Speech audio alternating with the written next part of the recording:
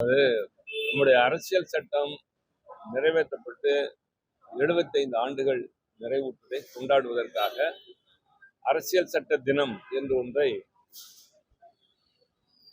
நாடாளுமன்றத்தின் மைய மண்டபத்தில் நடத்தி குடியரசுத் தலைவர் உரையாற்றினார்.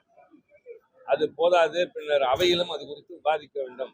காரணம், அரசியல் சட்டத்தை பற்றி, அதன் கூறுகளை பற்றி, இன்றைய மாற்றத்திற்கு ஏற்ப அதில் என்னெல்லாம் செய்ய வேண்டும் என்பது பற்றி ஒவ்வொரு கட்சியும் ஒரு கருத்து சொல்ல விரும்பிய காரணத்தினால் அனுமதித்தார்கள். 2 நாட்கள் விவாதம் நடந்தது. ஆரோக்கியமான விவாதம். எல்லோரும் ஆக்கப்பூர்வமான கருத்துக்களை எடுத்து வைத்தார்கள். அந்த விவாதத்தை நிறைவு செய்து உரையாற்றிய உள்துறை அமைச்சர் அமித்ஷா அவர்கள் காங்கிரஸை கிண்டல் செய்வதாக கருதி கொண்டு, நீங்கள் எப்போது பார்த்தாலும் அம்பேத்கர் அம்பேத்கர் என்ற அவருடைய பெயரை உச்சரிப்பதற்கு பதிலாக கடவுள் பெயரையாவது உச்சரித்திருந்தால் புண்ணியம் கிடைக்கும் என்று பேசினார். ஆக அம்பேத்கர் அவருடைய பெயரை சொன்னால் உங்களுக்கு எந்த பயனும் இல்லை என்பது போல ஒரு பொருள் பட்டது. 2வது, காங்கிரஸார் அவரை பற்றி என்னவெல்லாம் செய்தார்கள் என்றெல்லாம் பேசினார். இது அவர்களை பெரிய அளவில் அவர்களை மட்டும் பாதிக்கவில்லை. டாக்டர் அம்பேத்கர் அவர்கள் மீது பெரிய பற்று கொண்டவர்கள் நாடு முழுவதும் பறந்திருக்கிறார்கள்.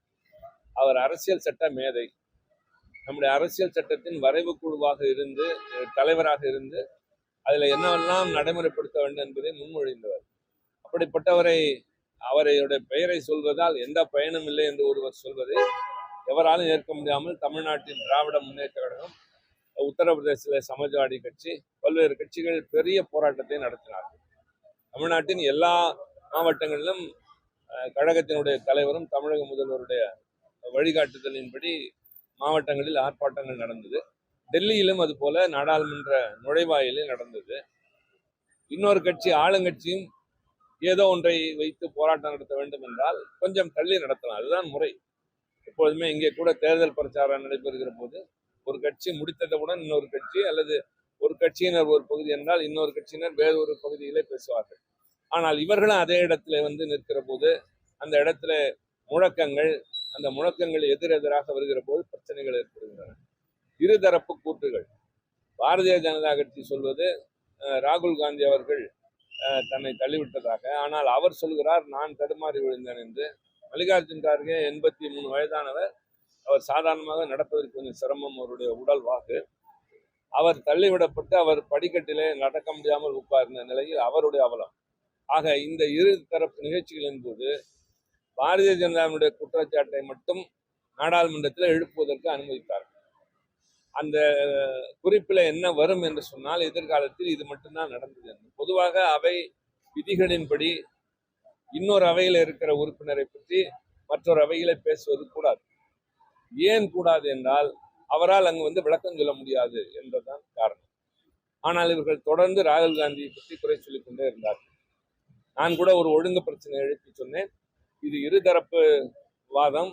ஒரு தரப்பு இப்படி சொல்கிறது, அவர் தன்னுடைய சார்பாக தான் தள்ளிவிடப்பட்டதாக சொல்கிறார். ஆக இதை ஆழமாக ஆராய்ந்து முடிவெடுப்பதுதான் சரியாக இருக்கும் என்று சொன்னேன். ஆனால் அவர்கள் கையில் அதிகாரம் இருக்கிற காரணத்தினால் ராகுல் காந்தி எதிர்கட்சி தலைவர், மக்களவையின் எதிர்கட்சி தலைவர், காங்கிரஸ் கட்சியினுடைய மூத்த அவர் மீது வழக்கு தொடுத்திருக்கிறார்கள் பல்வேறு பிரிவுகளில்.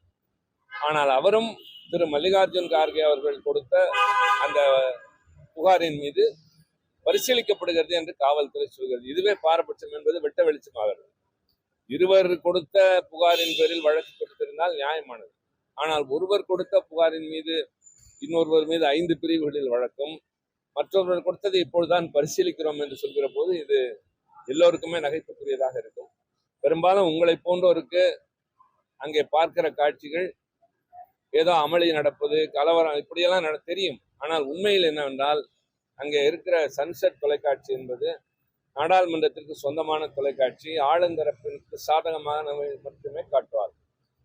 நாங்கள் பல நேரங்களில் சொல்லியிருக்கிறோம், என்ன நடந்தாலும் அப்படியே நீங்கள் நேரலைகளை கொண்டு செல்லுங்கள், மக்கள் முடிவெடுப்பார்கள். ஆனால் இருட்டடிப்பு செய்வது, எதிர்கட்சியினர், எதிர்கட்சி தலைவர் உட்பட யார் பேசினாலும் 1 நிமிடத்திற்கு மேல் ஒலிபெருக்கி இணைப்பு தரப்படுவதில்லை. இது மாதிரி அவலங்களை எல்லாம் சந்தித்து கொண்டுதான் ஜனநாயகத்தை நிலைநிறுத்தவும் இந்த நாட்டில் இருக்கிற பிரச்சனைகளை பற்றி பேசுவதற்கு நாங்கள் போராடி கொண்டிருக்கிறோம். அவர்கள் பெரும்பான்மை இருக்கிறது என்ற பெயரினால் எல்லை மீறி போகிறார்கள். நாடாளுமன்ற ஜனநாயகம் என்பது இப்போது படுபாதாளத்திற்கு போய்விட்டது. அரசியல் சட்டம் காட்டிய வழிமுறைகள், மாண்புகள் எதுவும் பின்பற்றப்படுவதில்லை. பாதகம் செய்பவரை கண்டால் நாம் பயங்கொள்ளலாகாது பாப்பா, மோதி மிதித்து விடு பாப்பா, அவர் முகத்தில் உமிழ்ந்து விடு பாப்பா. அண்மை செய்திகளை உடனுக்குடன் தெரிந்து கொள்ள இணைந்திருங்கள் இயம்நாடு தொலைக்காட்சியுடன்.